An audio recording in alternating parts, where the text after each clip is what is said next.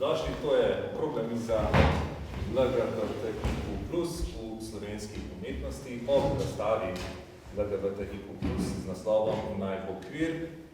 Naj bo kvir je obsežen pregled ustvarjanja, ki je povezano s problematiko spolov. Razstava prinaša likovne poglede in misli izbranih umetnic in umetnikov, ki so tudi družbeno kritični, a hkrati razvijajo sodobno avtorsko in estetsko izpovednost.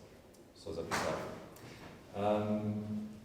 Vozni red, predstavim sogovornika, sogovornico, sledi kratek ekspoze, uvodne misli, uvodne teze in potem zadevo razpremo in pretresemo.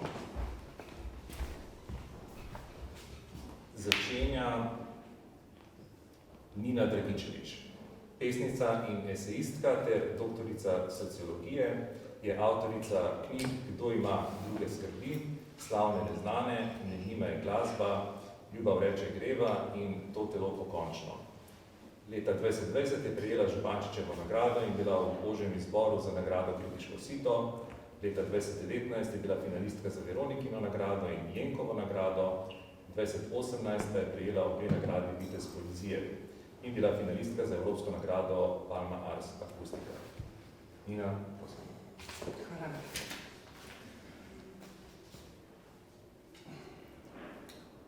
Takole zapiše Beth Parker, pesnica, afroameriška pesnica Beth Parker, pesmi Škornji se polirajo. Vsakič, ko smo pustili strejtom, da se mečkajo v barih, medtem ko se mi zaradi zakonov še dotakniti ne smemo, je to bilo dejanje perverzije. Tako torej zapiše pesnica, ki je tudi lezbika. Govori o subjektih, katerih pojavnost je nekako nevarna, zanje in za družbeni red. Ti subjekti sredi družbenega reda so na razdalji. Razdaljo preči, a tudi sestavlja njihov kodiran govor. Relativno zgodnje lezbične glasbenice so zlasti afroameriške blues avtorice. Njihov komponiran govor je prav tako kodiran. Lucille Ball, Gertrude Marini, Alberta Hunter, sicer v Strašnem klozetu, potem Gladys Bentley, Strašno utirana. Njihov komponiran govor je usmerjen tako v homoseksualno kot v heteroseksualno javnost, dosega v obče norme morale. Sicer izrecen, a nekako varen, ker je v področju glasbe. Ne zdi se, da bi bil zares, zdi se, da nekaj samo predstavlja. Tudi zato varen, ker ničesar ne izvaja izrecno, če tudi je po svoje performativ, zgolj izrisuje oziroma fantazira. Kvečemo namiguje, da se nekaj nečistega, obscenega, perverznega, kot sama zapiše Beth Parker, moralno spornega, sicer dogaja, a ne tu na licu mesta, ampak najverjetneje nekje drugod. Obenem pa prav nasprotno, glasbeni izraz homoseksualnosti je izven polja varnosti. Že zato, ker je v polju varnosti oblast pa se najpogosteje zaveda potencialno silovitega učinka umetnosti. Izven polja varnosti tudi zato, ker gre za izrečno zvočni izraz. Osnovna lastnost zvočnosti je namreč neulovljivost, iz neulovljivosti neizbrisljivost. Se pravi, kar je izrečeno, zapeto v neki pesmi, v glasbi, tega ni mogoče odvzeti, kajti že naseljuje prostor, že se je razkredlo po njem, doseglo subjekte sprejema zvočnih signalov, torej poslušalcev in poslušalcev. Poslušanje pa, to je ključno, vedno vsebuje element interpretacije. Gladys Bentley, ki sem jo prej omenila, afroameriška blues avtorica, je kot glasbena protagonistka harlemske renesanse znana kot tista, ki je apropriirala in predelovala besedila pesmi, ki so bile zapisane s heteroseksualnim nasavljanjem. Ona jih je na licu mesta na odru erotizirala in polezbila. Ko Gladys Bentley izreče lezbično misel, je torej ta nemudoma že v prostoru, že v relativno slučajni skupnosti, to pa predvsem pomeni, da je ni mogoče izbrisati, je že tu. Za oblast je to resen prekršek, ki ga oblast težko obvladuje. Za Gladys Bentley je prepričanje oblasti, da gre za resen prekršek, resna nevarnost. Ker oblast ne more uničiti izrečene, zazvočene lezbičnosti, uniči avtorico. Gladys Bentley so tako postali na terapijo z elektrošoki, no to so jo onemelo vrgli v zakon z nekim tipom, nikdar več ni pela, nikdar več ni bila na odru, zlasti ne kot lezbična glasbenica. Se pravi, lezbična glasba ni šala, ni le neka zabava. Oblast ve, da so v glasbi potencialnosti, ki, če jih aktiviramo, povezujejo in zmorejo nekako tvoriti tudi politično skupnost. Če preskočimo stonewallsko obdobje in kasneje, pojavijo se feministične založbe, ki so bolj kot kaj drugega založbe vsega lezbičnega. Te založbe predstavljajo ne samo kulturni, ampak ekonomski ukrep lezbično-feministične civilne družbe. To so namreč delovna mesta. Založnice objavijo izjemno število plošč, del avtoric, glasbenic, organizirajo turneje po ženskih zaporih, po koncertnih dvoranah in tako naprej. Koncertni prostori so takrat nabito polni. Kajti glasba, ki vsebuje lezbično narativo, je izrecen element povezovanja, je sistem artikuliranja lezbične seksualnosti, kritike neenakopravnosti, tvorjenja ideje o enakopravnosti, vse to pa skozi specifične zvočne mehanizme kreiranja prostora. Ne predstavljati držav, seveda. Feministične oziroma lezbično-feministične glasbene založbe so bile sprva pretežno belske ekipe delavk, ki pa so vendarle s časoma začele osvajati koncept intersekcionalnosti. Ne spet nujno povsem. En od glasbenic, recimo zelo pomembna Cathy Fire, ki je bila deklarirana lezbična anarhistka, naprimer ni prišla niti blizu tem založbam. Politična vrzel med njimi je bila nekako premočna, prehuda. Vzporedno se pričnejo pojavljati feministični in lezbično-feministični glasbeni festivali. Z njimi seveda tudi problem selekcije, kdo lahko vstopi, kdo ne. Ponekod, ne povsod, a vendarle ponekod pride do konfliktov med določenimi vejami feminizma in določenimi transskupinami. Razumljivo, kajti perspektive se takrat v 70-ih šele začnejo nekako resno artikulirati. Česar pa nihče izmed vpletenih takrat ni videl, je to, da težava nobene izmed njih v resnici ni tam, pri njih, temveč v celokupni strukturaciji družbe, se pravi v njihovih ekonomskih in socialnih podrejenostih. Patriarhat in homofobija sta torej predvsem ekonomsko-politični kategoriji. In ta problem razredne neozaveščenosti, ki je v resnici tudi nek problem temeljne zabitosti, se bo nadaljeval skozi vsa prihajajoča desetletja v vseh prostorih, nenazadnje se bo na momente pojavil tudi tukaj. V Kaliforniji, v enem od središč homoseksualnih kultur, leta 1976 dekriminalizirajo homoseksualnost. Leto pozneje to storijo v Jugoslaviji in žur se lahko prične. Izjemen premik, ki ga za razliko od mnogih držav po svetu stori sceno v Sloveniji, natančno v Ljubljani, je vzpostavitev homoseksualnega diskokluba. Diskoklub je prostor socialnosti, kjer je v ospredju glasna zvočnost. V glasnosti se diskoklub pravzaprav utemeljuje. Glasna zvočnost je tista, ki prostor naredi za diskoklub. Ko represirana skupina glasnost uporabi natanko zato, da se upre glasnosti oziroma da izžene vse prisotno in zato glasno represijo. Oziroma, ko represirana skupina ali celo posameznica prepozna, da zvoki niso danost, temveč se jih proizvaja iz vitalnega organizma, ki potem natanko zvoki svojo vitalnost tudi obnavlja, je učinek glasne zvočnosti lahko emancipatoren. In to je pomembna funkcija LGBT, gejskega in lezbičnega, ali kakorkoli že diskokluba.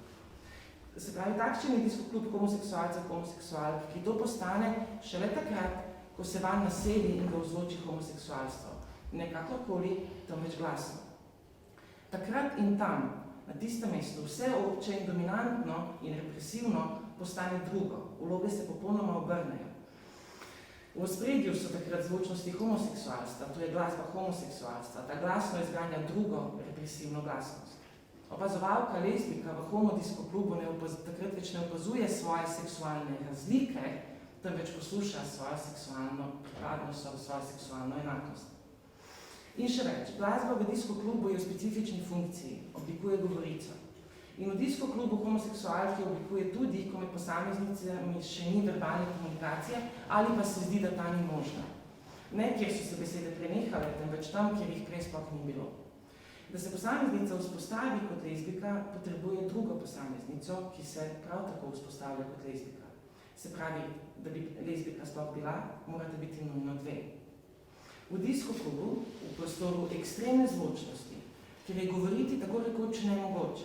V tem prostoru, ki se spominu na zunanje nasilje ne more izogniti, kar povzroča nelagodje izrekanja pri obeh vpletenih, ki se vzpostavljate kot lezbiki, v tem prostoru je med njima v vsakem primeru glasba. In ta glasba lahko verbalna ali pa ne, a je med njima.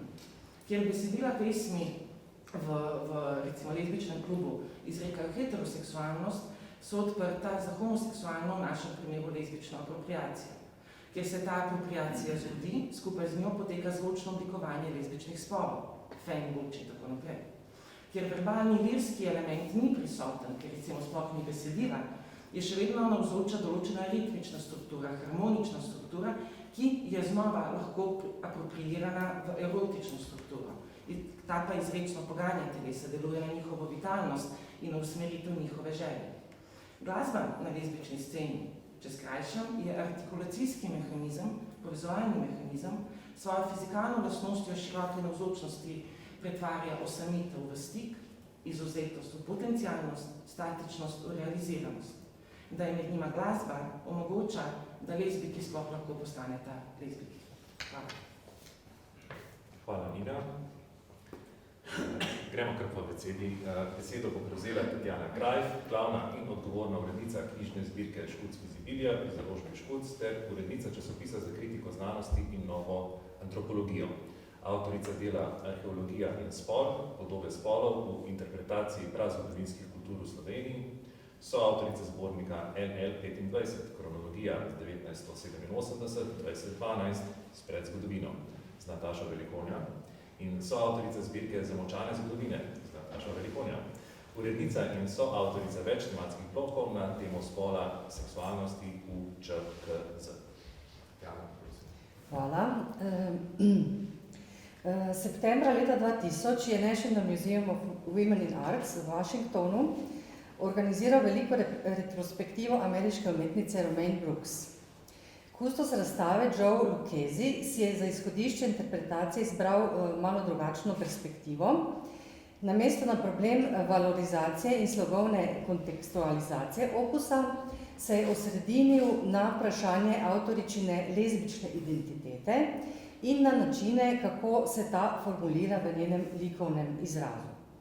Istega leta je hrvaška umetnostna zgodovinarka Liljana Kolešnik objavila v publikaciji Radovi Instituta za povijest umjetnosti prispevek oziroma razpravo, študijo z naslovom Autoportreti Naste Rojc, stvaranje predočbe naglašenog rodnog identiteta v hrvatskoj umjetnosti ranog modernizma.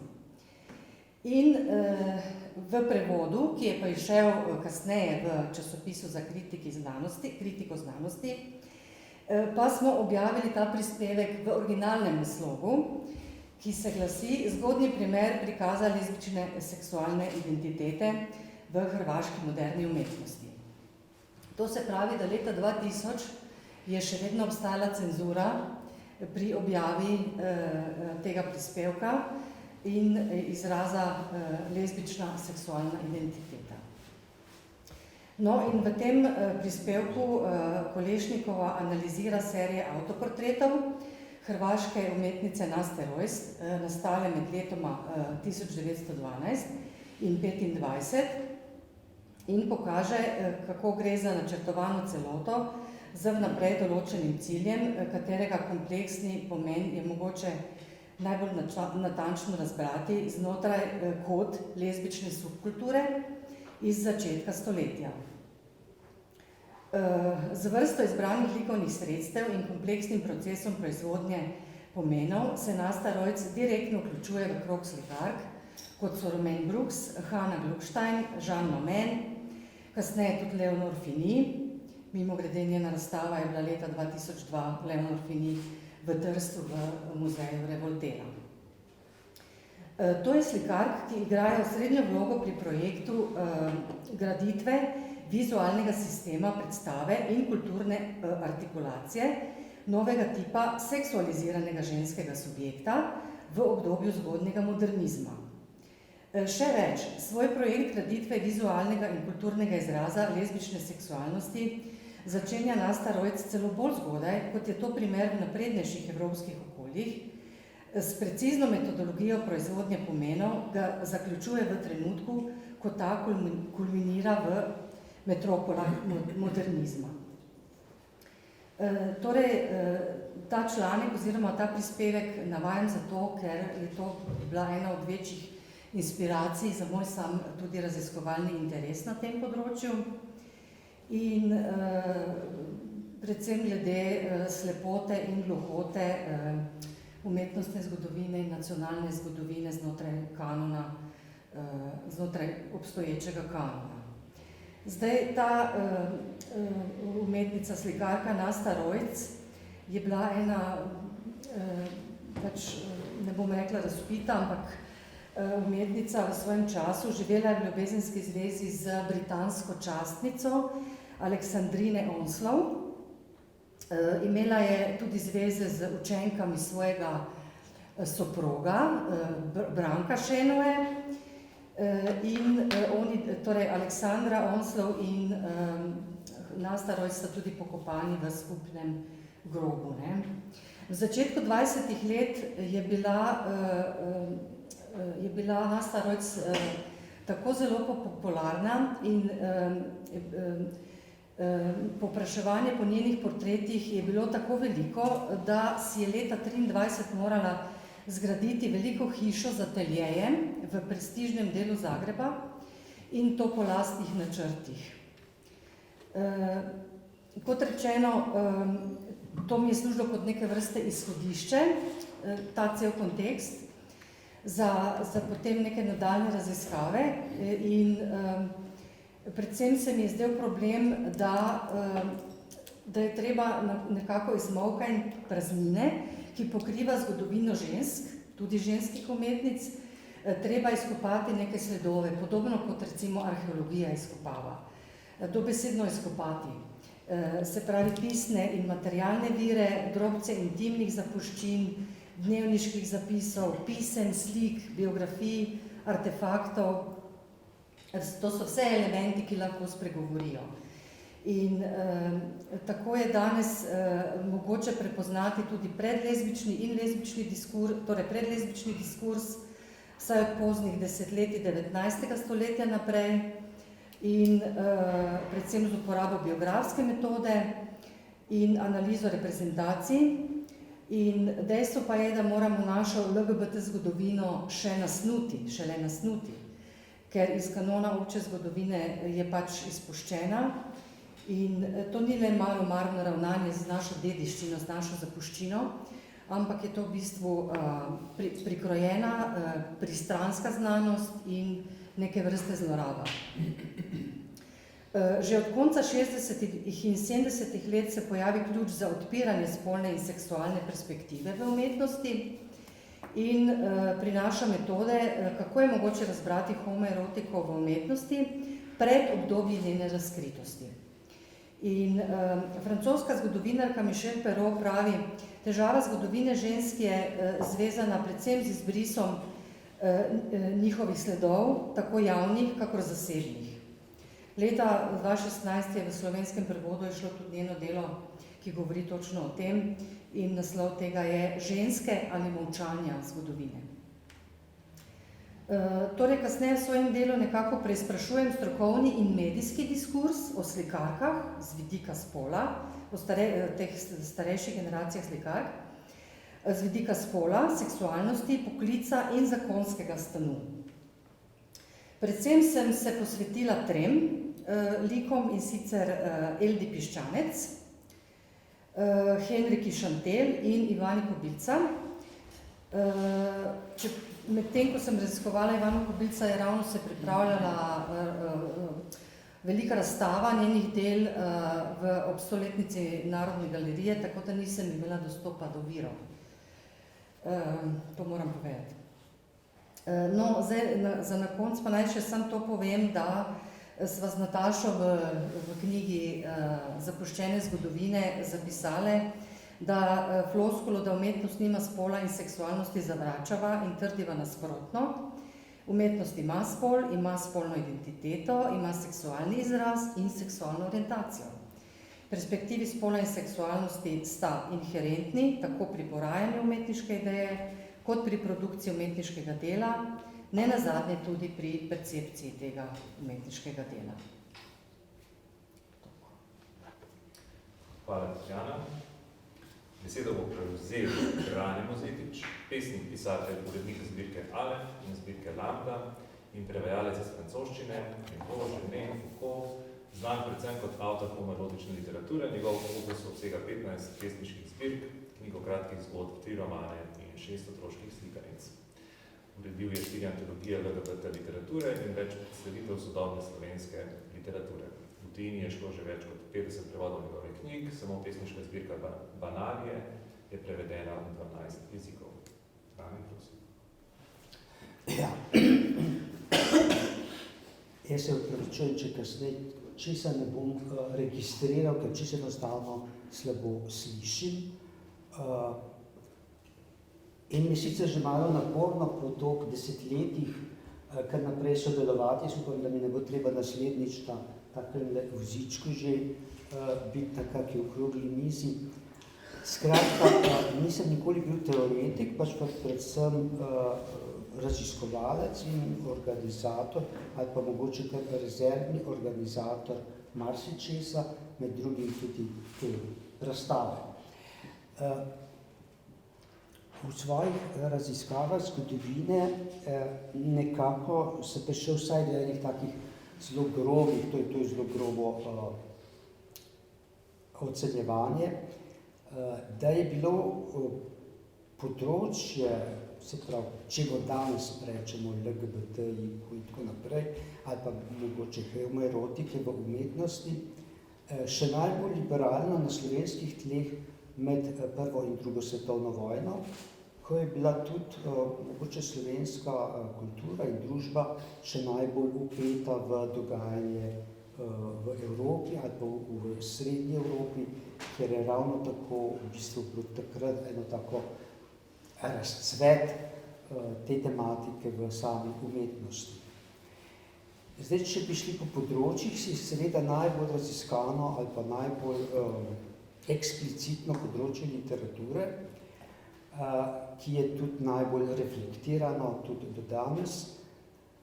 In takrat so v bistvu že v Sloveniji obstajali prevodi del, obstajale debate o homoseksualnosti, o črtanju, zlasti v nemški zakonodaji, zloglasnega člena, ki je kaznoval homoseksualna dejanja. In vse to vzdušje, v bistvu, v katerem sodelovali različni umetniki, predvsem seveda iz meščanskih krogov, mogoče na likovnem sta omenjena vsaj Miha Osolin, ki je bil opremljevalec notranjih prostorov, za katerega so te meščanski krogi seveda vedeli, da je istospolno naravnan, ampak v tej kulturi seveda se ni spodobilo o tem govoriti, vsaj ne javno. Posebni namigi so celo na Richarda Jakopiča in njegovo navezanost na enega od svojih učencev, ampak to so stvari, ki so neraziskane, zato ker nekako zgodovina vedno čaka na posamezne LGBT predstavnike, da raziščejo LGBT elemente v zgodovini. Nikoli ne bo nekdo, bomo rekli, iz heteronormativnega sveta raziskoval ali pa tudi videl stvari, ki jih mogoče vidi nekdo.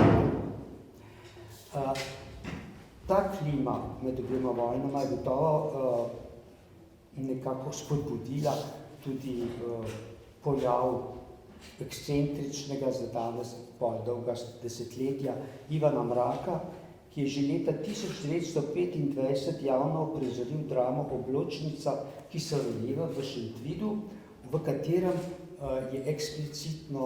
so tudi eksplicitni homoseksualni elementi, ki so povzročali pravo zmešnjavo med gledalci, kot da so se gledalci med predstavo stepli in je mogla posredovati potem ne policija, kot sem nekje narobe, ampak gasilci so takrat posredovali, ko je prišlo do česa podobnega. kar pa vseeno ni nekako preprečilo ene nadaljne debate, tudi časopisne debate na to temo, in kar je verjetno tudi povzročilo to, da je mladi 18-19-letni France Novšak spisal roman Dečki in da je ta roman celo izšel leta 1938 in kar še bolj zanimivo, da sploh ni dobil res tiste uničujoče kritike, kakršne bi lahko danes doživel. Doživel je malo pozitivnih kritik, Matej Bor recimo, malo bolj negativnih kritik, nikakor pa ne tisto, da bi kdo ta roman pošiljal na grmado ali kako kam, pač v uničenje, v razrez, kaj pa jaz vem kam. Ta roman ni bil tako neopažen. Obstaja podatek, recimo, da je Karel Destovnik Kajuh, ki je bil takrat tudi tam nekje pri 17 letih, imel zelo dobrega prijatelja Francija Primca. Po fotografijah sodeč je ta Franci Primc bil dokaj feminilen in je bil po vsej verjetnosti morda istospolno naravnan ali mogoče celo zagledan v Kajuha. V vsakem primeru je Kajuhu nekako predložil v branje ta roman Dečki, to se pravi, da je roman je nekako krožil, je obstajal, ni bil nekaj zelo obskurnega v tedanji družbi, kot so morda danes naše knjige.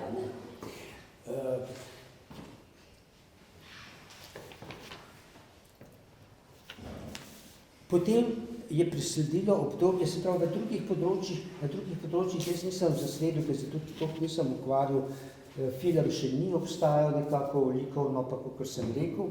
Potem je v obdobju slovenskega partizanstva je zanimiv podatek, recimo, da so srbski zgodovinarji nekako trdili, da so bili slovenski partizani dosti bolj tolerantni do tovrstnih partizanov kot srbski partizani.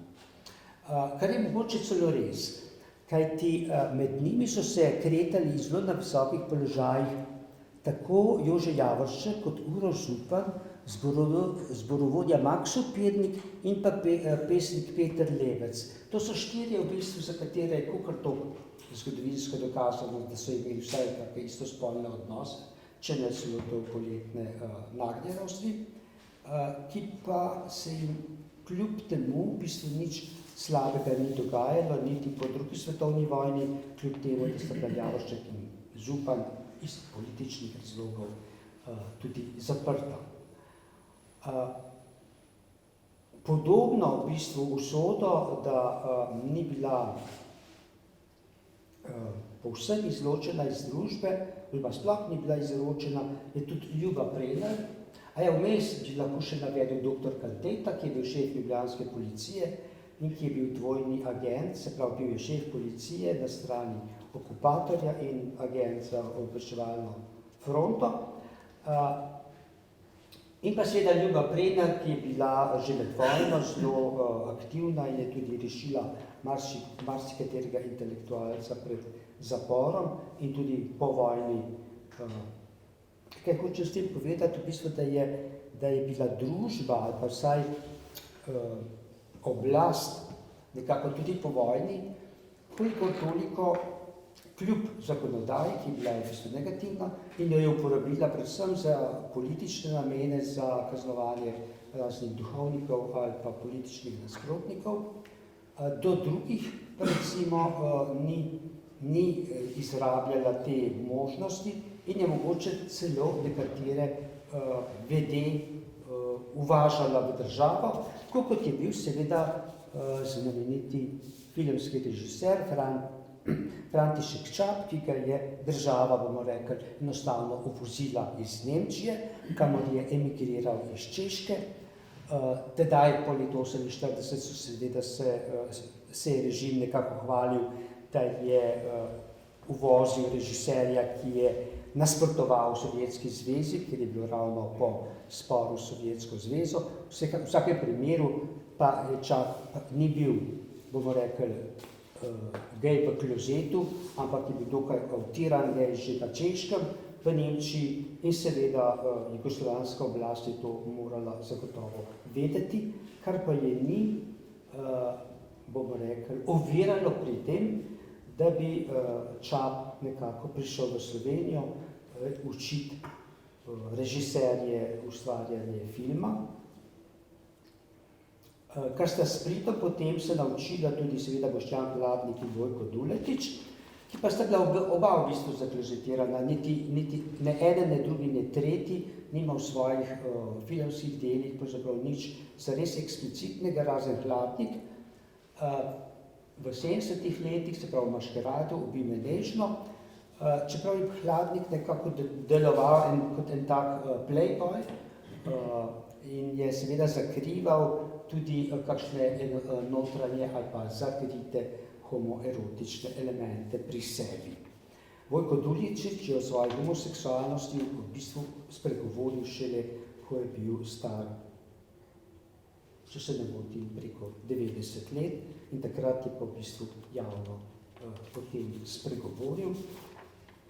Na ta način, da je recimo rekel, da so vsi njegovi filmi homoerotični, kar je zanimivo, ker če ne gledate, ne boste nikjer nič našli, in da je v bistvu vse življenje imel težave pri snemanju filmov oziroma pri svojem položaju v filmski industriji, zato ker je bil istospolno naravnan. Po vojni, malo kasneje, se je tudi prostor v literaturi, bom rekel, precej zaprl, ali se je zaprl bolj iz neke ponotranjene homofobije, samocenzure, tako da Ada Škerl, recimo, je vse življenje živela nekako prikrito, kasneje tudi Tomaž Šalamon, ki nikoli ni v javnost pregovoril o svoji homoseksualnosti, ali Majda Knep, recimo, kot pesnica. Vse do začetka aktivizma, kjer pravzaprav so se potem v okviru, kar je zanimivo, ali pa mogoče kar ena posebnost v svetovnem merilu, da so se prav v okviru aktivizma začeli rojevati ali pa kaljiti LGBT avtorji in avtorice, te, ki so danes recimo z nagradami, z več knjigami, so skoraj vsi v bistvu bili aktivisti ali pa aktivistke. Medtem ko na likovnem področju, ki je najbolj, bomo rekli, mogoče homofobno, poleg uprizoritvenega, seveda, to je treba dodati, čeprav mi vsi vemo, da v svetu gledališča, baleta, opere in tako naprej je vsaj gejev bilo vedno veliko, ampak še danes vam bodo povedali igralci na AGRFT, da je homofobija na samem AGRFT izredno močna in je zelo malo igralcev, ki so se do danes po moji vednosti nekako javno avtirali. Ker se pa tiče režiserjev, pa bi omenil samo dva, pa še ta dva sta obvožena. To je bil Damir Zlatar Frej, ki je delal zelo eksplicitne homoerotične predstave, in pa Ivica Buljan.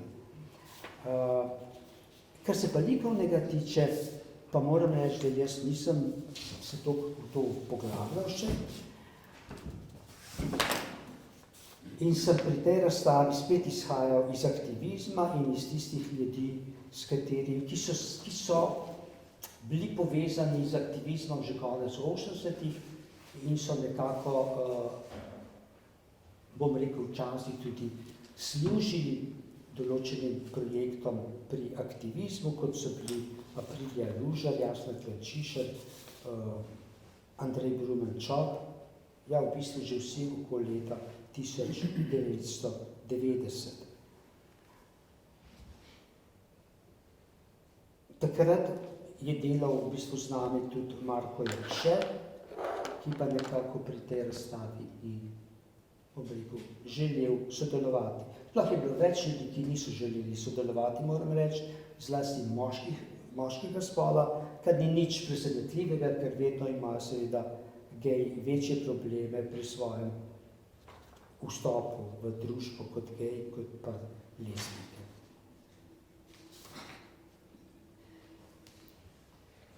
Da mogoče samo še organizacijsko, skratka na osnovi izhajal sem iz teh, ki so prišli iz aktivizma, potem pa seveda spraševal naprej, ali so kakšni mlajši avtori in avtorici, zelo enostavno, in so se enostavno drugega malo predlagali, ali pa predlagali, kaj naj bi prikazali. V bistvu je tudi Pomišček nastopala že na razstavah Lezbični četrti, nekaj pa je bilo predvsem posebno mlajših, ne, in mlajših, ja. Hvala, Brane. Bomo, kot rečeno, razprli in pretresli.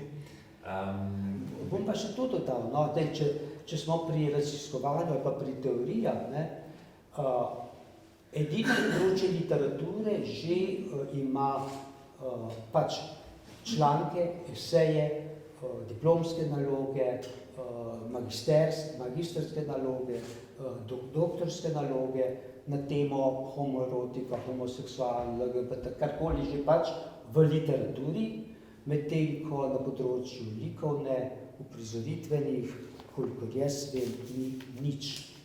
Pravzaprav sploh ni nobene refleksije o tem, mogoče to sploh prvi primer, da mi javno govorimo o teh tematikah v likovni umetnosti.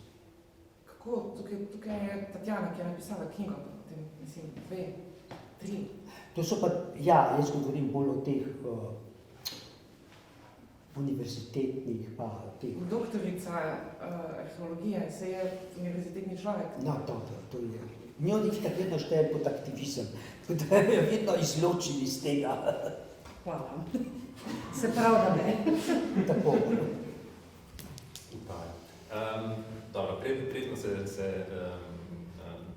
zagrizemo v to, še besedo predam Nataši Velikonja, sociologinja, pesnica, esejistka, prevajalka, lezbična aktivistka, avtorica 6 knjig poezije, 5 esejističnih knjig, prejemnica fakultetne Prešernove nagrade, Šupančičeve nagrade in mednarodne literarne nagrade KONS.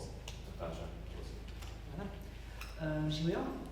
V bistvu se vračam nazaj k analizi literature homoseksualne, LGBT, predvsem se ukvarjala z lezbično literaturo, sestavila nek model, neko metodologijo razbiranja različnih diskurzov, ki bi jih mogoče v tem pomanjkanju analize drugih vrst umetnosti potegnili tudi mogoče na druge oblike umetnosti. Tako da bi rada opomnila, recimo, če je Brane prej omenjal, da se je literarna produkcija homoseksualna razvila znotraj gibanja, bi lahko rekli v bistvu, da je bilo tako v celotnem zahodnem ameriško-evropskem modelu in sicer nekje proti koncu 60 let se začne znotraj lezbično-feminističnih kolektivov razvijati v bistvu lezbična poezija, oblikovanje, njeno produkcija, nastanek založb, kako ni naprej omenjena na glasbenem področju. Velik poudarek tega začetnega obdobja je bilo seveda, kot verjetno veste, na teh pozicijah identitetnih politik z jasnim konsenzom glede definicije tega, kaj je lezbično, kaj je homoseksualno in sicer lezbično literaturo pišejo lezbike, govori o ljubezni žensk med ženskami, njene tematike so lezbične zgodbe. Zelo preprosto. Tudi pri nas imamo dosti teh prevodov iz tega prvega obdobja LGBT lezbične literarne tradicije, recimo Audre Lorde, Adrienne Rich, pesnica ameriška, govori zdaj o ameriških avtoricah, Pet Parker in tako naprej. Po tem pionirskem začetnem obdobju je takoj in tej literarni produkciji sledi takoj naslednje obdobje, ki je že tudi teoretsko podkovano, lahko bomo rekli recimo zgodovinjenje lezbične homoseksualne literarne produkcije z avtoricami tudi pri nas prisotnimi Lilian Federman, recimo Adrienne Rich, Monika Wittig, ki v bistvu z širitvijo definiciji lezbičnosti preko svojih raziskovanj, recimo modela romantičnega prijateljstva pri Lilian Federman, širijo tudi definicije tega, kaj je sam pomen lezbičnega, kaj je to, kar recimo bi lahko, čemu bi lahko rekli lezbično v literaturi ali pa v umetnosti nasploh. Tako da v bistvu, če samo povem en primer, kako lahko to beremo, če je prej veljalo, da recimo lezbično definira neka seksualna kategorija, se razširi s tem lezbičnim kontinuumom tudi določeni izrazi ljubezenske, romantične med ženskami. S tem enostavno padejo v ta koncept lezbične pesniške tradicije, tudi avtorice, kot so Emily Dickinson, Sappho, Anne Seward, ne vem, Gertenstein, recimo, in tako naprej. Jasno je s to razširitvijo definicije lezbičnega, da se razširi tudi samo raziskovanje, sama produkcija, tudi v drugih etničnih, razrednih, rasnih skupinah, ne samo v evropsko-ameriškem prostoru, tudi drugje, tudi v Evropi, recimo, se takrat začne malo prebujati homoseksualno literaturo, recimo v 80-ih letih, analiza literature in tako dalje. Preko tega se izoblikuje že nekje na sredini 80-ih let, grem tako zelo metodično preko desetletij, da se neka razvojna linija potegne. Queer pristop, ki je v bistvu nekako vstopi tudi v nek odprt konflikt s predhodnimi definicijami, kaj je homoseksualna umetnost, recimo z identitetnimi politikami, rekoč, da seksualna identiteta, in to se zdi danes še vedno dominantno, da se identiteta ni stabilna, je bolj fluidna, ni sestavljena samo iz momenta seksualnosti, ampak tudi specifičnih, diferenciranih, razrednih pozicij, spolnih širitev, definicije, kaj je spolni in tako naprej. Pa do recimo, kot sem rekla, ta pristop je še vedno dominanten z vsem svojim, po mojem mišljenju, deficitom v političnem potencialu, predvsem, kar se tiče politike razlike, kar se recimo identitetne politike zelo vsebovali, queer politike pa niti ne, ampak nekako, da danes velja v teoriji, pa upam, da tudi v praksi, neko soglasje med identitetnimi politikami, to spravi to definicijsko stabilnostjo subjektno in med queer pristopom, to spravi, da se konstantnost odmika to neko kognitivno trdnost same neke subjektne pozicije.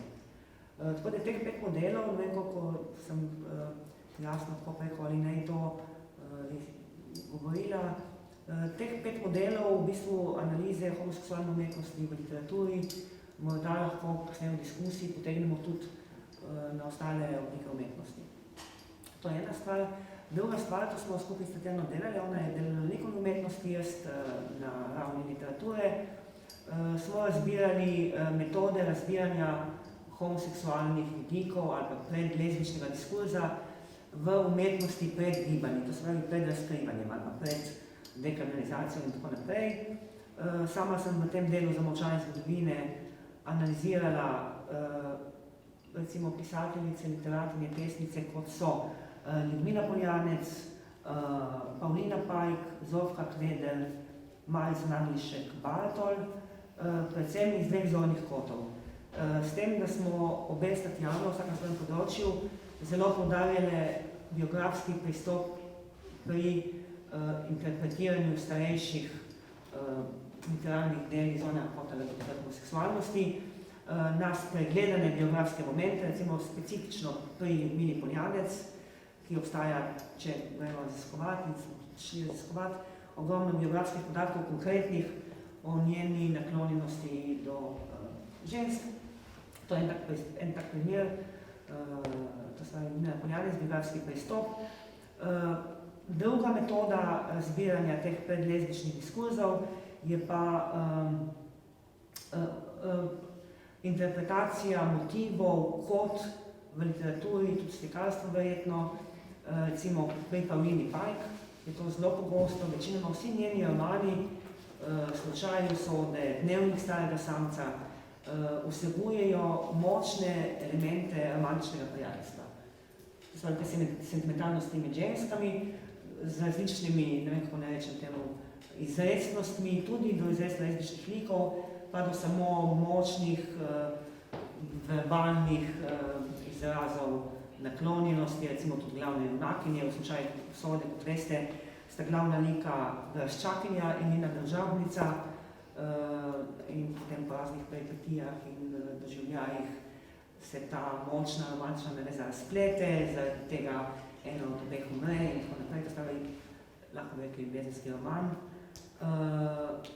Pri Zofki Kveder tudi ena v bistvu zgodba, ki si me našla, kako bila objavljena, zdaj ne vem točno nekaj podatka, 1901, ne vem kje, in niso pa napisani zdaj v zbranih delih njenih moja prijateljica, ki vsebuje obilje kod tistega časa, recimo nova ženska, moderna ženska, tretji spol, v kateri bi lahko implicitno razbirali tudi takratne označbe neke širše spolne relativnosti, morda tudi lezbištva.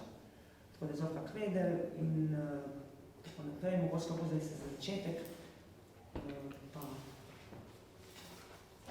več o diskusiji. Hvala.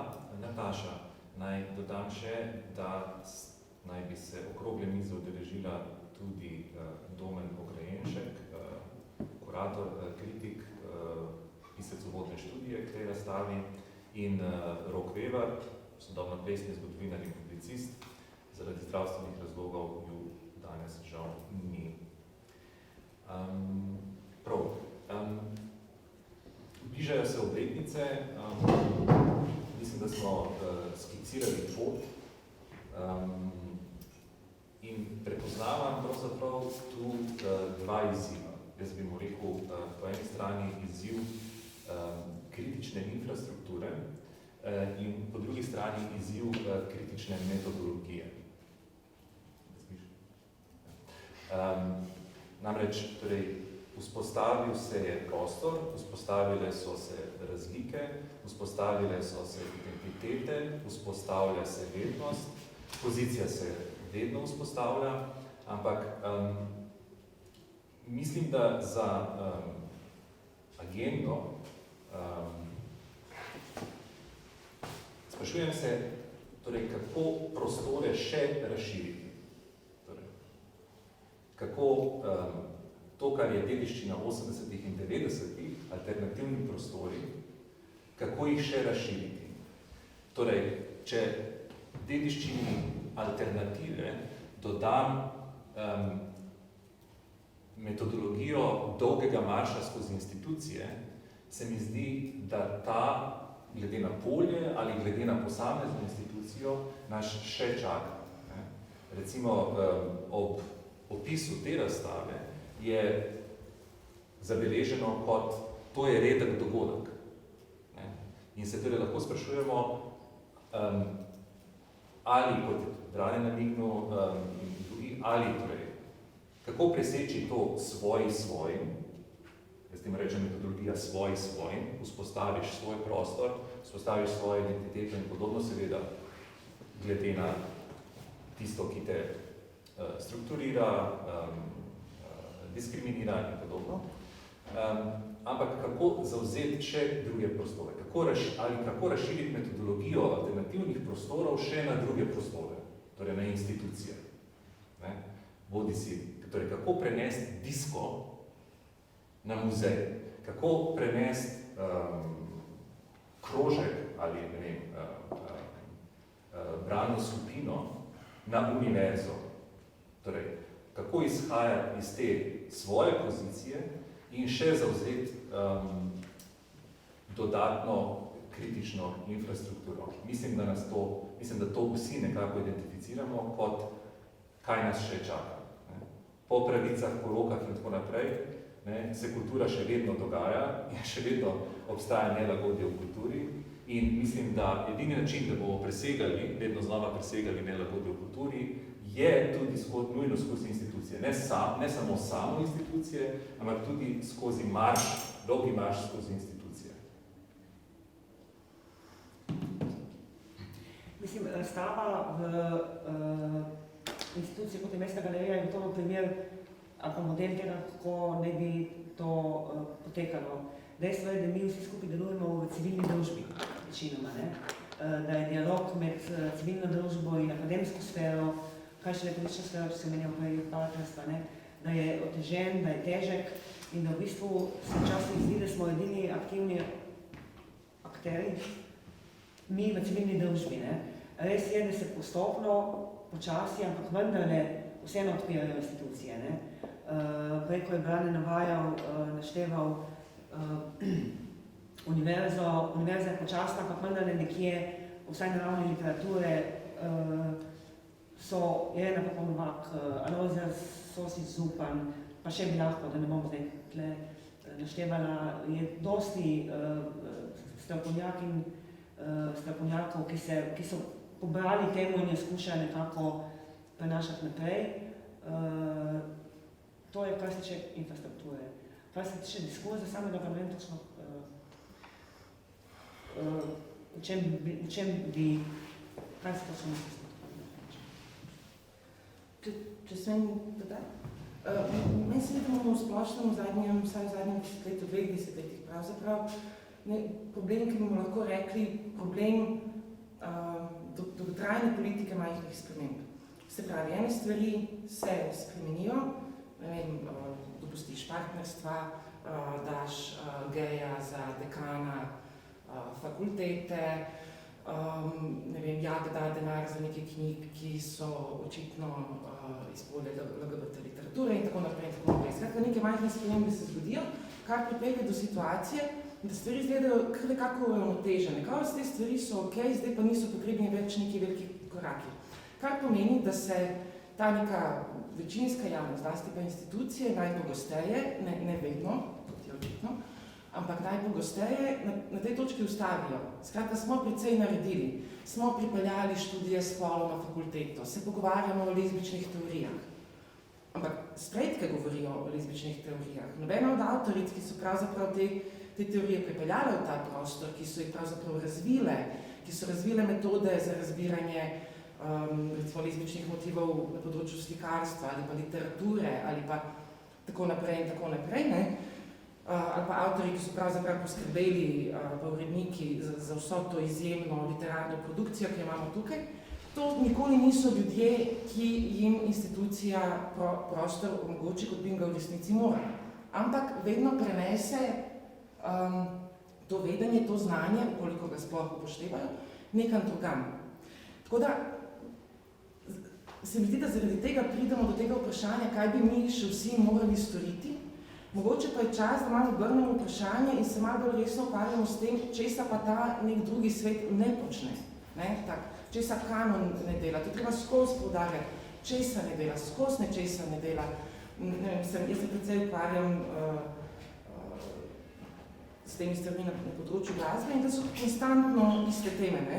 Mi lahko govorimo o tem, ne vem, bomo pripeljali glasbenice, pa lezbične glasbenice, pa to pa ono bomo pripeljali sem, ampak pravzaprav institucije ne opravljajo svojega dela. In mislim, da je to edini način, kako je temu smiselno reči, da nekdo tam, ki ima neko odgovornost, če se hočemo sploh pogovarjati o civilizaciji, nekdo tam svojega dela absolutno ne opravlja. Ne? Ker ne moramo se zadostiti s temi nekimi redkimi izjemami. Tu pa tam ena razstava na vsakih, ne vem, 50 let ali kako že, tu pa tam neka knjiga, tu pa tam enkrat na leto nek literarc in tako naprej. Mislim, da treba stvari, to je mogoče zdaj že prehod v vprašanje diskurza, obrniti, ne? Da ni nujno treba ves čas razmišljati o tem, kaj moramo mi skozi nekaj narediti, vse vendar vsi nekaj delamo, ne? Če se ljudje, ki imajo moč, ki imajo odgovornost, ne delajo. Meni ni prav nič zanimivo, če imamo mi, ne vem, lezbične in gejske študije, ne vem, na neki fakulteti, če tega mesta predavateljskega in celo pa cele katedre ne dobi ta ista skupnost, ki je te teme vzpostavlja. Ok, torej bi pod takem zavrnili tisto Zdaj poskušam razmišljati o strukturnem mestu, ne, teh alternativnih prostorov, alternativnih raziskovanj, alternativnih in podobnega, glede na v sistemu. Ne. Super, imamo, ne vem, Škuc, imamo ne vem, deklarirane prostore, dobro, da jih imamo, bodo oni to opravili, ne, da nam ni treba.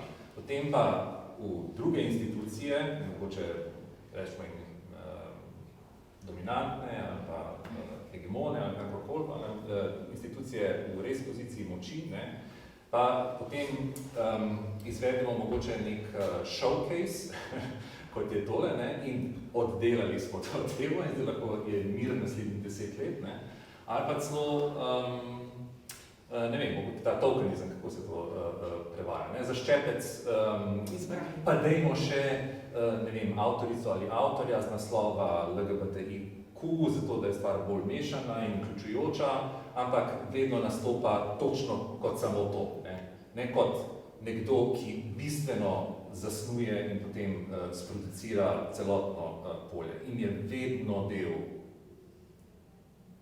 diskurza. Ja. Jaz mislim, da ko govoriš o tem, kaj je treba še več narediti ali karkoli, čisto enostavno, vse po mojih izkušnjah sodeč, skratka, okoli nas je enostavno homofobija. Prisotna, močna, na vsakem koraku preživi. Vse, kar se dela, se pravzaprav mora delati z rahlim nasilnim potiskom, s teženjem, po domače povedano. Kar samo po sebi zagotovo ne bo nič. Včasih se celo ljudje delajo, pa se bolj izogibajo temu iz filmskega sveta, se jaz potem pozabil, ne, po tistih čudovitih Čop Dulevčič, Hladnik, ni bilo nič, Puščava. Do leta 2002, to je Maja Weiss posnela film Varuh meje, in do pred 2 leti, ko smo dobili prvi gejevski film Posledice. Za oba filma v letu 2002 in 2019 ali 18 je značilno to, da recepcija heteronormativnega sveta je bila taka, da LGBT tem sploh ne omenjala. Varuh meje je postal lezbičen film šele takrat, ko smo ga mi predvajali na festivalu LGBT filma. Prej je bil pa že posod v distribuciji po celi Sloveniji, potoval po svetu, niti enkrat ni v nobeni oceni omenjena lezbičnost, čeprav je cel film baziran na lezbičnih odnosih. Posledice, se pravi, 17 ali 16 let kasneje narejene v 21. stoletju, ki so tudi, če jih mi gledamo, povsem gejevski film, ki je celo več gejevskih zapletov, ne samo eden, vsi ustvarjalci, s katerimi smo govorili, so trdili, da oni tazga filma sploh niso mislili narediti. To pomeni to, kako močna je v bistvu ta ponotranjena homofobija, da ljudje včasih bi neki, pa mogoče to ne bi, in ko potem se igralci sami pravijo, da oni pa javno ne bi bili geji, in tako dalje, in tako dalje. To je malo mučno. Če primerjamo tem, kakor danes gledamo, kako so se oni nekako malo bolj free o tem pogovarjali med prvo in drugo svetovno vojno. Lahko pa da seveda danes daš vidik malo bolj idiličen, glede na to, ki je to že tak odmik od tistih časov.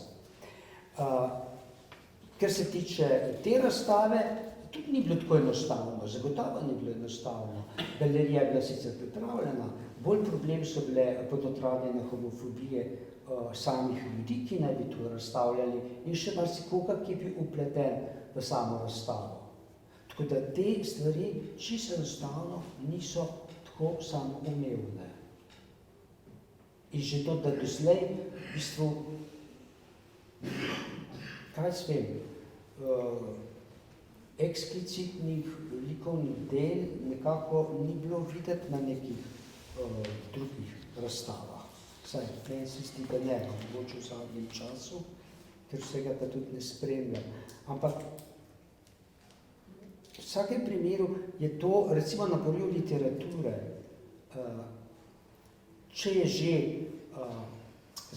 na literaturi za odrasle, recimo, da so zdaj teoretiki, ki pa ne prihajajo iz LGBT krogov, kar je tudi pomembno, da je tam že nekaj, pa je na polju otroške in mladinske literature hud boj, ki je zelo podoben tistemu nekako odrivanju, ki se dogaja v vzhodni Evropi. Ravno zdaj je bil celo vsem pljusknil škandal za slikanico Lorenza Schindla, ki so jo oglobili na Madžarskem, prepovedali, da vem, v katerih državah, vse na vzhodu, v Rusiji, da otrokov ne bodo, se pravi, da otroke ne bodo okužili z LGBT tematiko. Pri nas je to malo bolj prefinjena situacija, namreč taka, in to je druga nevarnost LGBT tematike v umetnosti, da postanejo specialisti in odločevalci in tudi oblikovalci pravzaprav heteronormativne osebe. Tega je sedaj vedno več, namreč, da potem heteronormativni krožek narekuje, pravzaprav, kako naj bi se LGBT teme predstavljale. To je podobno tako, kot recimo, če bi belski pisatelji narekovali črnskim pisateljem, kako naj opisujejo črnce.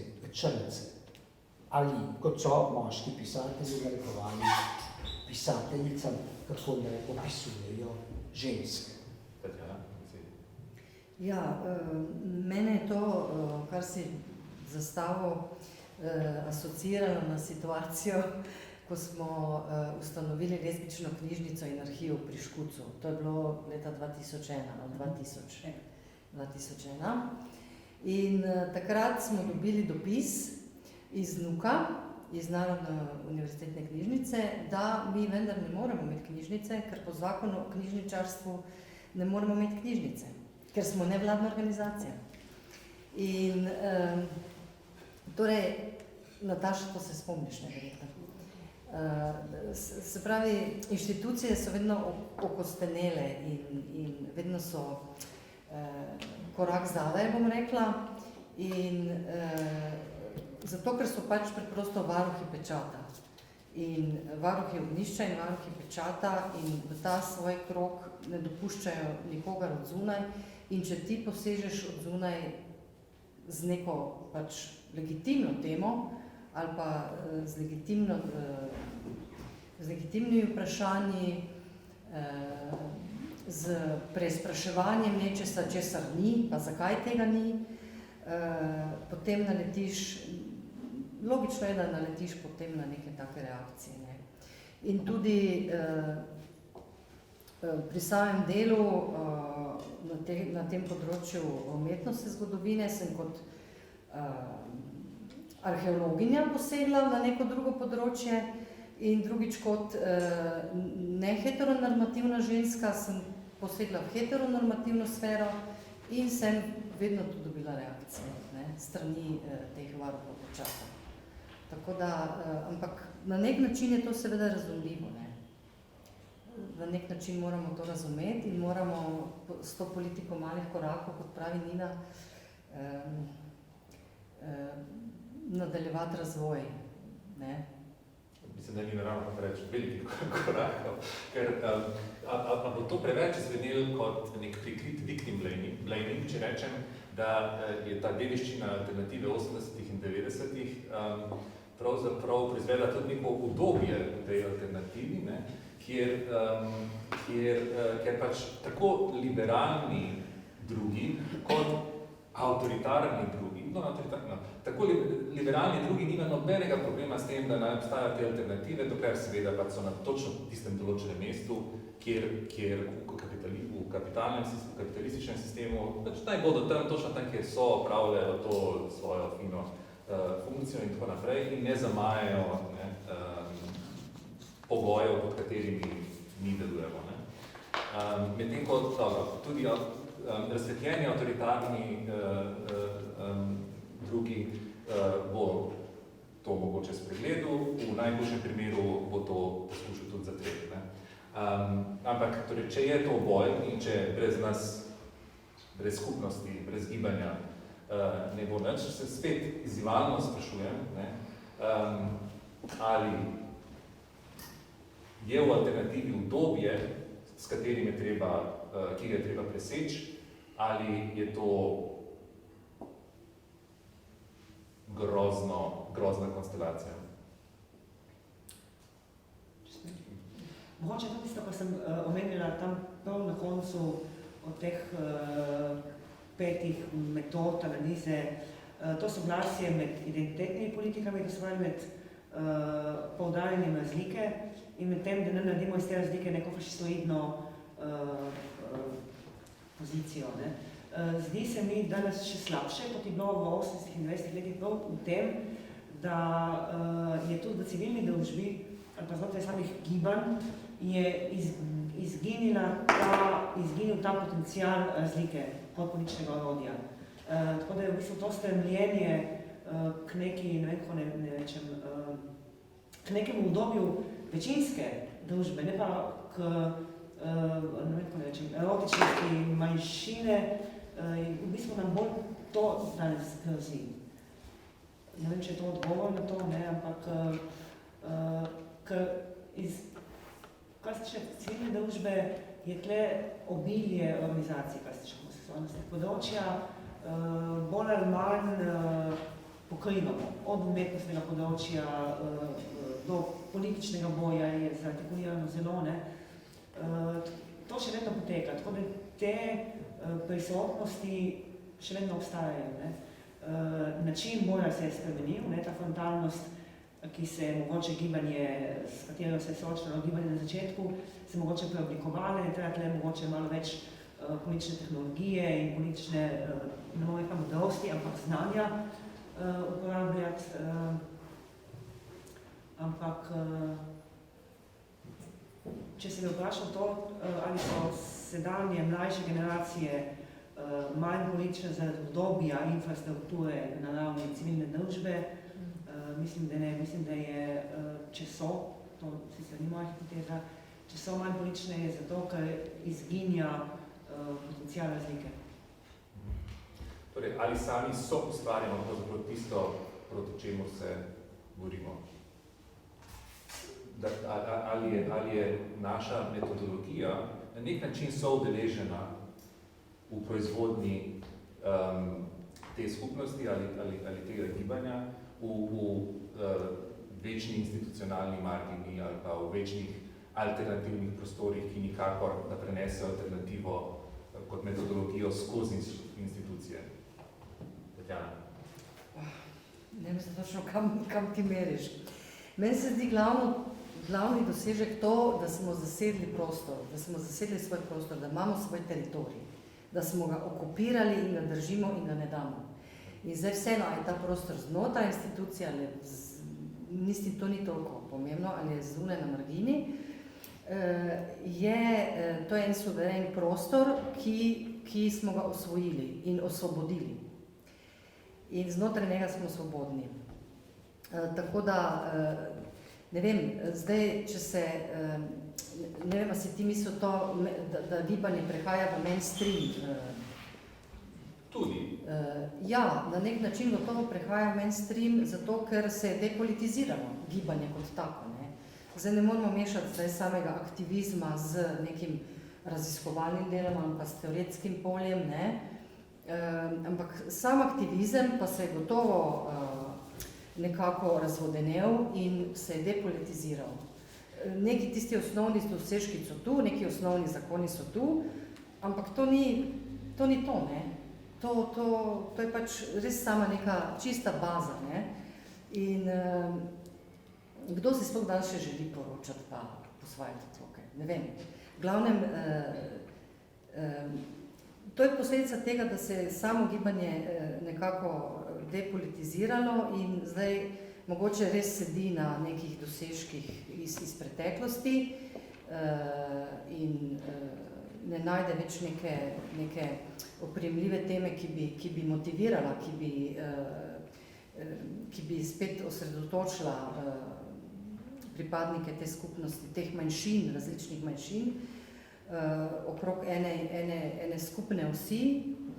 Ne vem. A bi rekli, da je aktivizem hote ali ne hote pravzaprav pristal kot identitetna politika, kot samo ena izmed teh identitet pač. Nekaj svoj aktivizem, mi imamo svojo identitarnost in tako naprej. Ne? In ta nek kotel različnih identitet in da je to ta depolitizacija. In spet, koliko je skupnost ali gibanje samo soudeleženo v tem. Jaz se sprašujem, zakaj se skozi sprašujemo, koliko je gibanje na čem udeleženo. To gibanje je nastalo zaradi tega, ker je družba v veliki večini homofobna. In to je zelo preprosto. Ni nastalo zato, ker nihče ni vedel, kaj bi počel s svojim časom, ampak zato, ker imamo v posameznem naboru v nekem segmentu populacije, imamo recimo 10% homoseksualcev, potem imamo neko heteroseksualno populacijo, od katere je spet precejšen del homofoben. In to je zelo preprosto. In se ne strinjamo v bistvu s tem, da je vseeno, a smo mi v institucijah ali nismo. Meni se zdi ta razlika tukaj precej bistvena. Zato, ker homo gibanje, tudi če rečem skrajšeno LGBTIQ plus gibanje, ali pa ne moremo ga reducirati na vprašanje identitete. To gibanje je tesno povezano z razredno delitvijo družbe. Skratka, in znotraj tega gibanja obstaja neka delitev in tako naprej. V povprečju v večini prostorov ne velja to sicer za vse, recimo imajo lezbijke nižji položaj od gejev. Toliko o tem, komu je lažje dostop, čeprav tukaj absolutno ne gre za nobeno olimpijado, kdo je bolj ogrožen. Je pa relevantno, ne? In institucije ali pa tudi obči družbeni prostor, tudi obča civilna družba vsebuje v precejšnjem delu elemente homofobije, ki otežujejo življenje enemu specifičnemu segmentu populacije, tistemu segmentu, ki je avtiran. Tisti, ki pa ni, pa je v klozetu in v klozetu je pa iste vrste muka. Mislim, grozljivo, če moraš biti v klozetu. Ne? In vse v umetnosti imamo pravzaprav to, kar govorim, so vrš čez te debate, ne? Mogoče najpogosteje v literaturi. Ne? Skratka, se pojavi neka avtorica ali pa neki lik v nekem besedilu in kako lahko zdaj rečete, da je bila ta pesnica lezbijka. Ne morate kar rečete, zato ker si je ona dopisovala s tisto Lidijo, da so zdaj one kar lezbijke. Tle je vedno fokus treba obrniti. Kaj ti? Ko gre za heteroseksualne situacije v literaturi, jih nikdar ni treba dokazovati. Nobena heteroseksualna literatinja, noben heteroseksualni literat ne rabi svoje heteroseksualnosti dokazovati.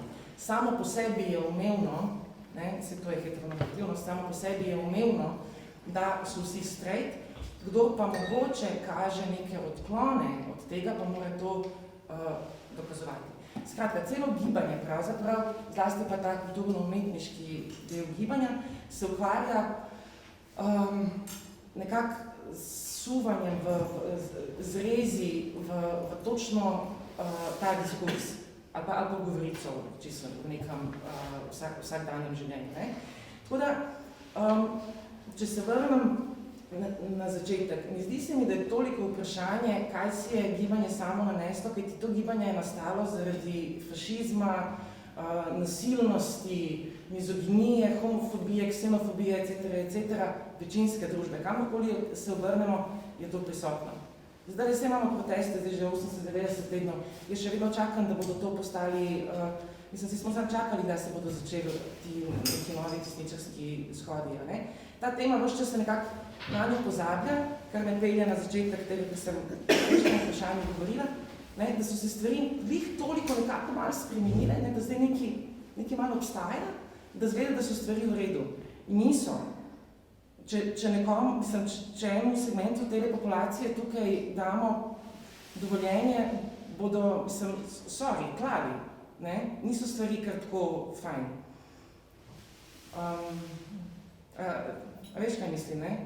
Tako da ne vem, koliko je vprašanje, kaj se nanaša gibanje, ker gibanje ni nastalo zato, da bi si nekaj naneslo, to mu je nanesla homofobna družba. Ja, mislim, se strinjam, ne? Ko govorimo samo o razširjenem področju boja, ne? Kako zaostriti kritično metodologijo, zato da ne samo da afirmira manjšino, ampak da razpusti večino. Da večina razpade kot tista samoumevna, sebi samoumevna, naravna in podobno. Ne.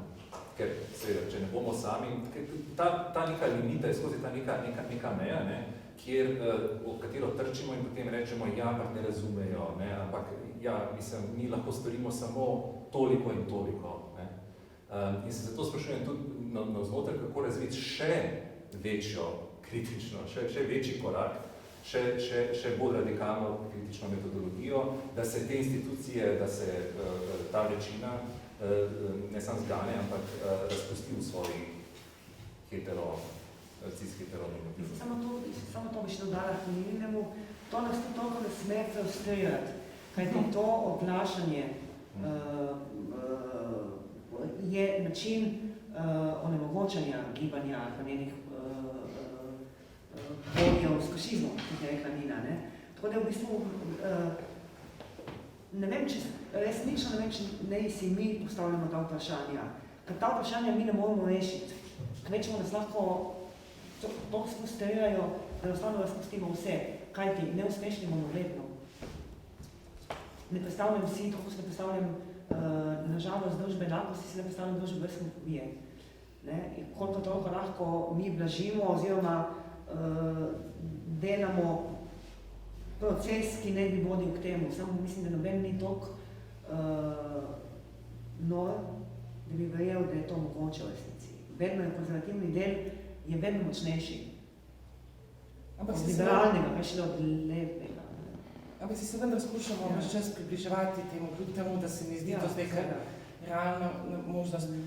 Zato sem prej omenjala ta razredni vidik homoseksualnih identitet, skratka homoseksualnosti kot v bistvu razredne pozicije. Ne? Kajti res spolna in seksualna razlika sta razredni poziciji, sta razredni kategoriji.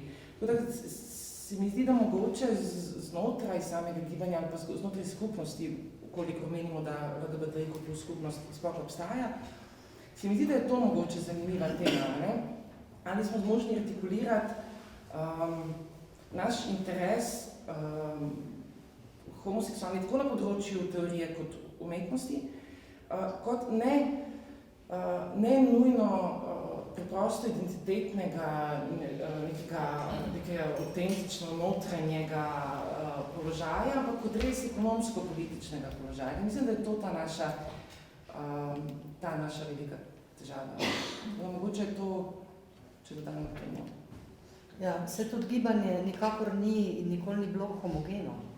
In na eni strani imamo zdaj mogoče neke novejše, bolj eurobirokratsko usmerjene aktivizme, po drugi strani imamo neke bolj kulturni aktivizem, pa raziskovalni, pa tak naprej. Ne? To nikoli to ni bilo poenoteno. Vedno so bila mesta konflikta. Ne? Ja. Jaz recimo, moja neka v delovanju ambicija je, da pač pokažem ravno temu širšemu polju, ne? To je širjenje področja boja, temu širšemu polju pokažem, kako je vse že queer in kako se še ne mora proizvesti kot hetero, ne? Kot samoumevna točka nič. Ampak to spet seveda nujno skozi queer metodologijo. Torej, queer, ki se, kako bi rekel, vrača k samemu sebi. In tudi tukaj bi vas zdaj vprašal, pač, ne vem, marsikomu se to zdijo res totalno, kakšne filigranske podrobnosti grejo ti ljudje, ampak glede na to, da je naslov razstave Naj bo queer, bi malo pretresel še to, zame je queer pač res ena izmed teh res kritičnih metodologij, ker queer lahko damo queer lesbika, queer gay in queer trans in tako naprej. Ne? Torej, res zgrozim se vedno, če se to zreducira na identiteto. Ne? na tisto črko v tej enačbi. Jaz bi ta queer kar najraje še vzel, zame je ta queer v resnici že ta plus, kot tisto, kar drma, bom temu tako rekel, tisto, kar spodnaša, ampak ne zdaj to, vse je enako, to je ta fluxus, bla, bla, bla, bla, ampak tisto, kar spodnaša samoumevnosti, pozicije, moči in tako naprej, in vzpostavlja druge modele. Tako da, recimo zame bi že en tak korak bil, da se queer rehabilitira kot ne ta neka, kako se rečem, ta nek krovni pojem, ki pač, ja, to se kar sodi pod LGBTQ, ampak kot Q. In mislim, da ni naključje, da v zadnjem času ta Q močno intersekcionalni ali pa celo marksističen, da se veže res na mislim, to je neko čisto drugo kritično metodologijo, ker mislim, da so posamezni fragmenti v gibanju ali skupnosti pozabili na to, pa bili prekratki. Torej, kaj skujem? Torej, da ustoličen naj bo queer, če je že klicaj na koncu razstave. Nenormativnost. In recimo eno od vidikov nenormativnosti glede seksualnega reda družbenega, je recimo, ne vem, promiskuiteta. Ali pa kot kontrapozicija temu imperativu, pač zakonske zveze in tako naprej. Mislim, te diskusije so v homoseksualnem gibanju stare. Tudi v Kosovskih sedmih, ena teoretičarka, ki jo tudi šteje začetek te queer teorije, oziroma te razpustitve stabilnosti subjektne, tudi je tako malo Foucaultovsko v tem vidiku in ampak potem sem že prej omenjala, queer teorija oziroma to fluidnost identitet, ne vem, kako rekel Judith Butler, težave s spolom, je zadev očitek, da so v bistvu unične edino orodje, ki jo manjšine imamo, in to je politika razlike. In potem se nekako spet skuša to ravnovešati in tako naprej gre ta boj tudi znotraj gibanja. In verjetno isto z njenim vnosom izven samega gibanja v družbo. Sej tudi, če gremo onkraj homoseksualne LGBTIQ skupnosti, tudi ne vem, če lahko straight populacijo imenujemo straight populacijo. Tle je nenormativnosti, koliko hočeš, in tudi ta je nepriznana. Tako da v bistvu nas drži skupen boj, ki je v bistvu boj proti nekemu vsakdanjemu fašizmu ali pa seksualnemu fašizmu ali karkoli. In tako. Podpišemo. Ja, ta queer paradigma se mi zdi, da že malo devalvira s tem, ko dobiva vedno nove te vsebine, ki se širi LGBT, IQ+, trans, cis, binarno, nebinarno. To je že, mislim, to je privedlo že do takega kaotičnega stanja, da stvari je treba poimenovati dosledno in direktno, in ne se skrivati za nekimi omrežji, kakršnimi koli že, za katerimi je lahko vse ali pa tudi nič. Torej, proizvodnja razlike. Ja. To so vprašanja poimenovanja izrazov, ki se menjajo. Čez 10 let bo nek drug izraz, pa nihče več ne bo govoril o queer. To je v bistvu dokaj nepomembno. To je neko žongliranje z izrazi, ker v bistvu skozi vemo, zakaj točno gre. Tako, ko imamo po eni strani bele ljudi in pa nebele. To je to, kar imamo. In med nebelimi je seveda pa šuk 100 različnih odtenkov nebele. Ja, ampak beli vzpostavljajo črne ravno skozi razliko. Vemo, kateri so beli. Tako kot kapital vzpostavlja proletariat vedno skozi razliko. Zdaj se pa če sprašujem, klasično v Marksu, point ni, da sta dva razreda, point je, da se sama kategorija razreda spusti. In recimo, če iz peljem svojo radikalnost, bi jaz razpustil spol kot kategorijo. Tako kot bi razpustil raso kot kategorijo. Sam seveda, kako... Če smisel nekaj da, tle treba biti zelo previden. Super ideja, zelo bi bilo lepo, da so se skupaj razpusti in tako. Ampak sam se mi zdi, da moramo biti tle res previdni. Ker kot sem prej rekla, pa to v bistvu ne velja samo za LGBTIQ plus posameznice in posameznike, ne gre toliko za vprašanje neke identitete kot nečesa notranjega. Skratka, jaz sem to, jaz to utelešam in jaz nekaj posedujem in to je resnično zelo moje. Ne? Kajti to je zelo blizu neki esencializaciji na podlagi individualnega, kar je precej zaskrbljujoča kategorija. Mislim, da moramo predvsem razumeti, da je to, da je naš položaj v družbi manj določen s tem, kar mi pravimo, da smo, in več določen s tem, kako nas družba prepoznava. No, in to je precej ključno. Zato, ker nas to spet, mislim, ne zelo žal, ampak se mi zdi, da se treba ves čas vračati k temu. Sej fajn, da si marksizem odprl, okvir marksizem, ne? To, kako nas družba prepoznava po videzu, izrazu, imenu, govoru, gibanju, po čemkoli pravzaprav že prepoznava pri priimkih, nekaj trdem in tako naprej in tako nazaj, bistveno določa, kako bomo v tej družbi živeli. Tako da se mi zdi, da niti ni naše vprašanje več toliko, ali pa bi se mogoče vsaj morali k nekim začetkom tega vprašanja vrniti. Skratka, naše vprašanje ni več toliko, kako smo mi zdaj del enega elementa enačbe, kot si rekel. Zdaj si enačbo si mislil,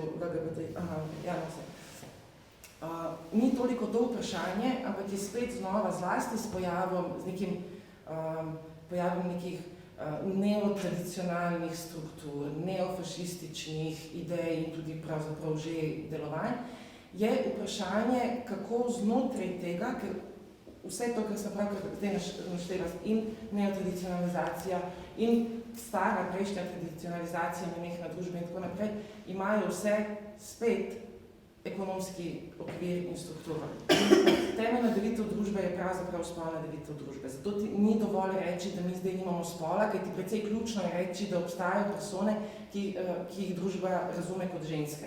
V trenutku, ko jih razume kot ženske, pa je čisto vseeno, kako one same sebi pravijo in kako se počutijo, popolnoma je vseeno, so podplačane, so večkrat deležne nasilja, večji delež jih je umorjenih, kot to velja pri moških in tako naprej. Skratka, v trenutku, ko nekdo v nečem ne ustreza idealtipski podobi, kar bi seveda bil belski moški, etc., to postane problem za delitev, ki je vedno socialno-ekonomska. In mislim, da je tako treba razumeti in homofobijo, in razhajanja, ki se dogajajo pogosto znotraj LGBT skupnosti, da neke neskladnosti, pa kdo zdaj kaj misli, pa kdo zdaj kam paše, pa tako naprej. Mislim, da je treba biti zelo previden in se vedno znova vrniti k korenini težave.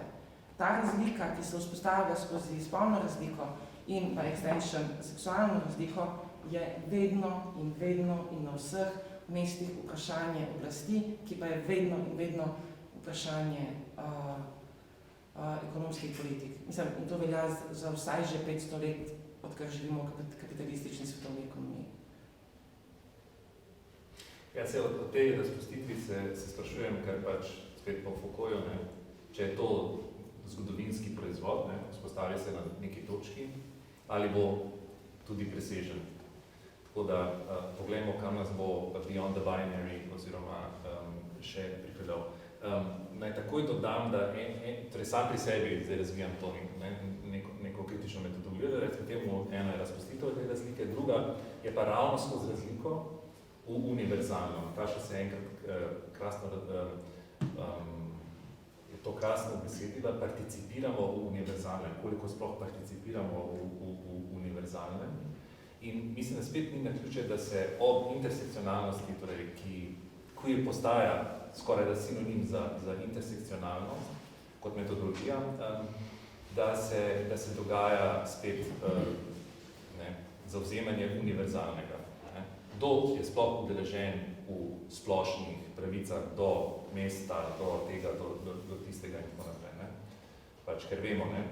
Črni subjekt izključen, migrantizirani subjekt izključen, ženski subjekt izključen in trans subjekt izključen in pač lahko to povežemo. Ampak ravno skozi te razlike se mi zdi dogaja neki konkretni univerzalizem.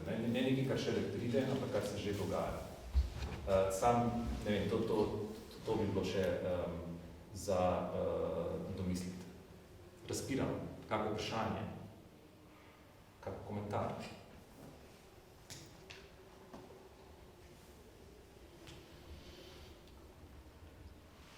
Če sem jaz pripomnil po tem univerzalnem nekaj, to, ko sem premenila Foucaulta, in to s gej, pa to še s tem, kako hočemo od nas, oni v bistvu s tem kritizirajo predalčkanje, in s tem, da se mi v bistvu režemo stran, da se postavljamo v partikularno pozicijo, namesto da bi se, kako ne rečem, prešili v nek univerzalni boj. In mogoče to tisto, kar ne bi potem ta obuditev queer paradigme dosegla, pa ni dosegla. Zato se nazaj vrača teorija identitetnim politikam, in s tem, da vsi ti LGBT presežejo svoje partikularne zgodbe in najdejo spet neko občo pozicijo, s katero lahko nasprotujejo, recimo, hegemoniji. Tako. Ravno nekaj v tem duhu, kot je Nina prej odgovorila, da se piše štirno. Pomembno je, kako te družba vidi. Ti čist prav nič, res nič ne pomaga, če si ti rečeš, da si queer, če si ti lezbika, se pravi diskriminirana kot ženska, diskriminirana kot lezbika, po možnosti si še črnska lezbika ali pa romska lezbika in tako naprej. In se te stigmatizacije nalagajo druga na drugo. In ti prav, ampak prav nič ne pomaga. In se lahko mi teoretično pogovarjamo o razpustitvi teh identitetnih poimenovanj, ampak živimo v družbi in ta družba nas označijo. In tako nas označi, tako nas obravnava in izhaja naš razredni položaj, naše konkretno življenje. Nam prav nič ne pomaga, se pravi, ves ta ideal, kako to pač lahko sanjamo v brezrazredni družbi, ampak vemo, da je verjetno ne bomo nikdar dosegli, isto pomanjkle. Jaz sem se želel reči, da je treba biti sam previden. Absolutno ne zvračam se, mislim, da je strašansko zanimivo. Sem želela samo reči, da je treba biti previden, zlasti zato, ker se pogosto kaže, vsaj LGBT gibanje po celem svetu v zadnjih recimo 40 letih, je pokazalo, da se te stvari potem hitro razume v tej neki zelo površinski vprašalni ravni. Skratka, moje delo se zaključi s tem, ko se deklarativno odpovem temu ali onemu zaimku, temu ali onemu označevalcu. In sem samo reči, da je bolj tega treba biti previden. Tle se mi zdi, da je to v bistvu tudi del tvojega vprašanja o metodologiji, kako o teh stvarih in govoriti, in o njih pisati, in jih sploh strukturirati in postavljati, zato da se, koliko je to pač možno, izognemo neki simplifikaciji, ki ima v bistvu precej nevarne učinke lahko. Skratka, meni se kot ideja to vse skupaj zdi zelo zanimivo. Zdaj se mi zdi, da je treba biti zelo previden in ne pozabiti na temeljne gradnike družbenih struktur. Da se delati s tem. Da se. Kako v psihoanalizi. Da se delati. Vprašanje, komentar.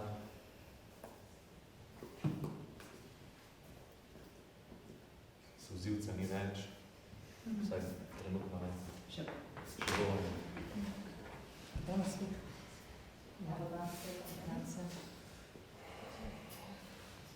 Prav, potem pa Nina Dragičević, Tatjana Graj, Branimir Zetič, Nataša Velikonja, prav tako Domen Ogrevenšek in Rok Devar v odsotnosti, Sarival Sosič kot kustos razstave, Mestna galerija Ljubljana. Hvala za povabilo in posluh, hvala za obisk in boju že za Boga.